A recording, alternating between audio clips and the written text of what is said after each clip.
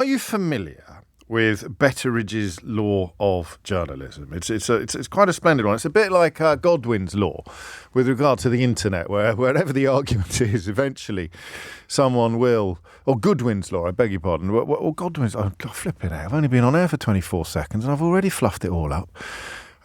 Whatever the argument is, somebody involved in it will accuse the others of being Nazis at some point in the argument. The fellow who actually invented Goodwin's law came up with an exemption when Donald Trump announced his candidacy, or when his true colours began to emerge during his first tilt at the White House. And the inventor of the law actually said, no, in his case, it's all perfectly valid and justified. But generally speaking, the hyperbole involved in calling your online opponent a Nazi is neatly encapsulated. Betteridge's law of headlines is arguably even better. It's a technology journalist called Ian Betteridge in 2009 is believed to have come up with the idea, although the principle is older. The adage states that any headline that ends in a question mark can be answered by the word no.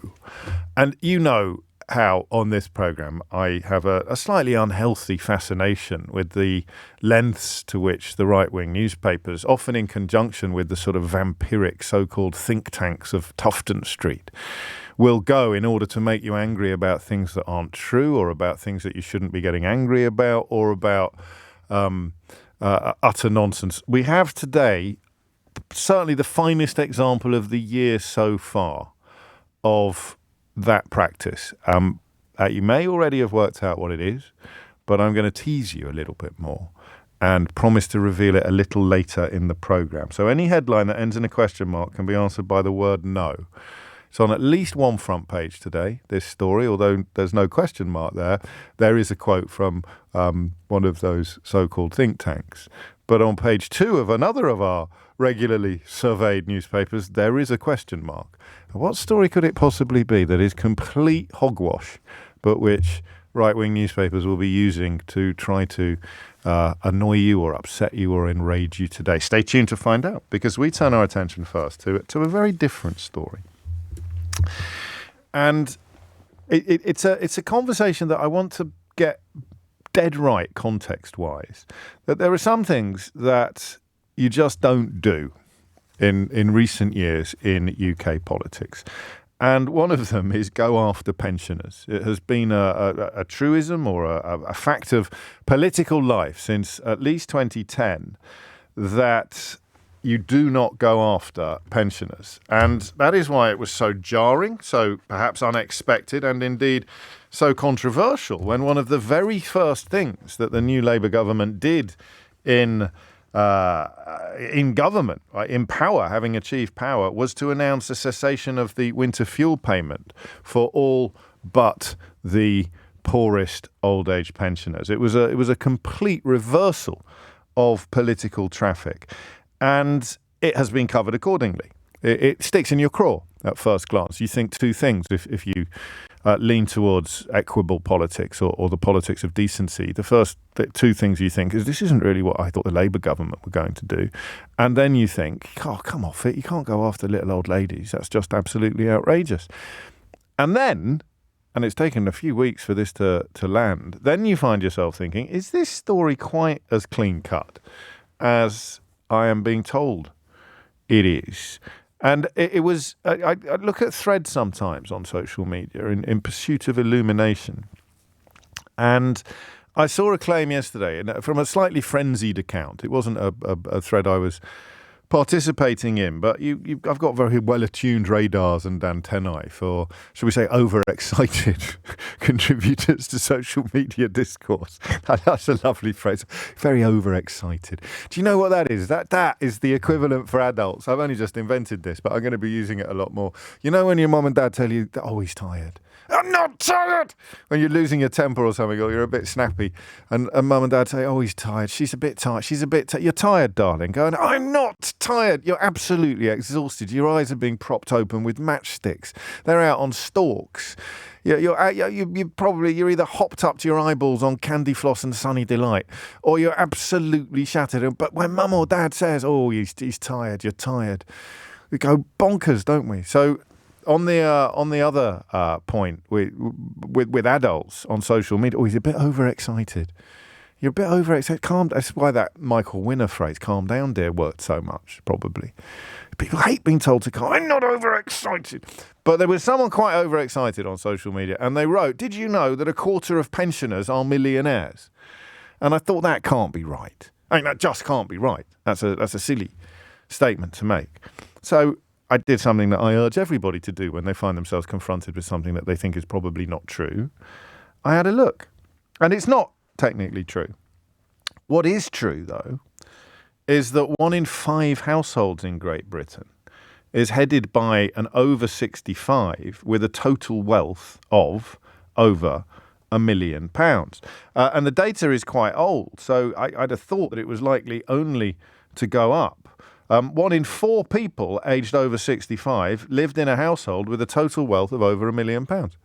So a quarter of pensioners have assets in excess of £1 million. And an awful lot of the rhetoric in opposition to the cutting of winter fuel allowances for all but the poorest pensioners ignores the fact that that opposition involves continuing to give a few £100 a year to people who are already worth over £1 million. Now, let's get a couple of things out of the way early, shall we? So, if £300 a year is something that you're going to have to find yourself, but all of your money is tied up in your house, then in order to have it covered for 20 years, so from 65 to 85, you'd have to remortgage to the tune of £6,000. So what's 6,000 as a percentage of £1 million, Keith? Come on, mate. Pardon? 6,000 as a percentage of £1 million, please. Somebody? Come on, what do you think I'm doing this for my own entertainment? So £6,000 as a percentage of £1 million, and then you would have your winter fuel payment covered without dipping into more than X percentage. Let me get my messages open and see if you've got there before my production team have. And of course, that is often going to be in households where there are 2 people, where a couple will be residing. So it's £3,000 each over a period of 20 years or 10 years. Yes, 20 years, because you pay the same bills, don't you? 2 people in the same house paying the same bills. So £6,000 for people with assets in excess of £1 million. Easy. What is it?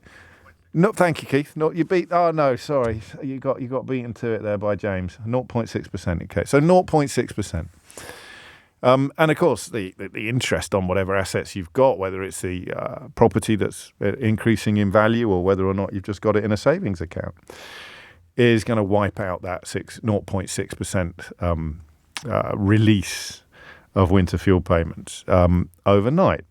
So you've got the pensioners who will still get it, right? You've got the pensioners who are eligible for it but don't currently claim it, 880,000 of them. If you're eligible for pension credits, you get the winter fuel payment. A lot of people who are eligible for pension credits have not applied for it, okay? But they're entitled to it. So that increases the number of people who might be overexposed to the cut exponentially by almost 1 million. Almost 1 million people. The total number of pensioners is around the 12 million mark. Over 3 million of them have assets or live in households with assets in excess of £1 million. And then you've got everybody in between. So the reason I opened with the observation about the what's the phrase I'm looking for? The way in which in recent years we have not really countenanced the possibility of penalising pensioners or going after older people is because there's no real reason why we shouldn't. The polling, the most recent polling, Keir Starmer's personal approval is in free fall at the moment. It's plummeting at a rate at knots, but the party polling, most recently in the Independent, and this is from just 4 days ago, shows that pensioners are still more likely to support the Labour Party after the announcement of cuts to the winter fuel payment. So this is the weekly tracker poll for the Independent, and it shows Labour has increased its lead over the Tories from 10% on the day of the election to 12% today. So what we don't have is One poll does not the summer make, but the party is still the number one choice among pensioners aged 65 and over, registering about 19% compared to 14%, despite the fact that 10 million pensioners, there or thereabouts, of whom around about 3 live in households worth over £1 million, are set to lose their winter fuel payments. You've got don't knows, you've got wouldn't votes. You take them out of the equation and Labour hit 33%, which is just 1 point below what they received on election day. So I want you to tell me, maybe as a younger person, I think as a younger person, no one's asked young people what they think about this policy. Young people who can't get houses, young people who can't. I see the point sometimes in entering the rat race when really for your generation, it's just a hamster wheel. But the simple question here is whether or not this cut is anything like as controversial as we have all sort of presumed that it is. If you define yourself as a younger person in the context of this policy, so you might be in your 40s, but you're 20 years off being affected by this. We accept the polling with a pinch of salt that says it doesn't appear to have touched Labour's support among pensioners. But how does it land with other people? Because one of the things I found quite strange, one of the things I found very strange about Brexit and about austerity and about all manner of other policies is that pensioners have grandchildren.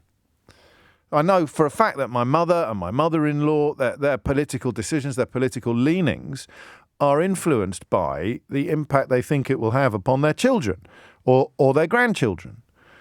And that's why I've always found it odd that so many people from the older generations are so keen on policies that are quite punitive for the younger generations. I suppose most obviously Brexit, but with Brexit you've got to be kind, you've got to be generous and accept that a lot of people didn't realise just how terrible the lies of people like Boris Johnson and Jacob Rees-Mogg and Nigel Farage and Daniel Hannan and Mark Francois and Nadine Dorries and Andrea Leadsom and all the rest of them. They didn't realise how terrible, or either how stupid those people were or how terribly dishonest they were being. So you've got to be generous on Brexit, but still really, really, really hurting younger generations, taking away their freedom of movement, imposing economic sanctions on them, making it harder for them to trade with our nearest geographical neighbours, making it harder for them to buy stuff that's come in from continental Europe. All of these things always puzzled me because I found myself thinking, well, hang on, this is going to hurt your loved ones, it's going to hurt your children and your grandchildren, which is why I'm really interested today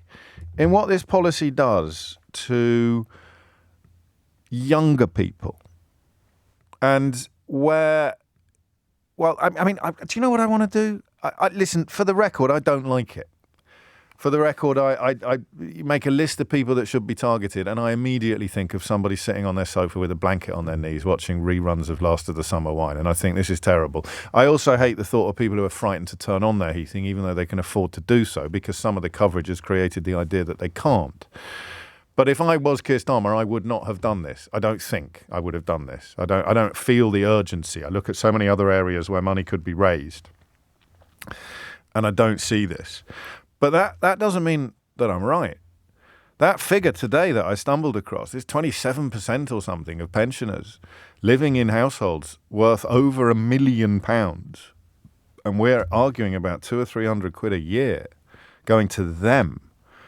I mean, is it possible that this is an oil tanker that needs to turn around? Is it possible that they actually know what they're doing? For the record, I don't like it. But our job here is to focus upon facts, to focus upon figures, not to focus upon feelings. So I've just described my feelings to you. I don't like it. But I can't sit here and justify a continuing state handout for people living in households worth over £1 million, when most people in their 20s, 30s, even perhaps 40s, can't imagine having assets at all. So if you see yourself as a younger person, and I don't want any meanness, I don't want any unpleasantness, if you see yourself as a younger person, no one's really asked you what you think about this. Well, I am. 0345 6060973. I think anything below 50 works, really. But obviously, the younger you are, the more pertinent your contribution becomes. If you hit the numbers now, you will get through. What do people furthest away from being affected by cuts in winter fuel allowance think about cuts in winter fuel allowance? And tell me honestly whether or not the news, and I don't think you would have known this before, or at least I didn't, that over a quarter of pensioners live in households worth over £1 million. I'm going to say that again. Over a quarter of pensioners live in households worth over £1 million. And the direction of media traffic since this policy was announced has essentially portrayed them all as paupers who are going to be smashing the ice upon the surface of their wells before they can wash their fizzogs in the morning. Have we all gone a bit mad on this story? Or is it actually a profound affront to both Labour values and common decency?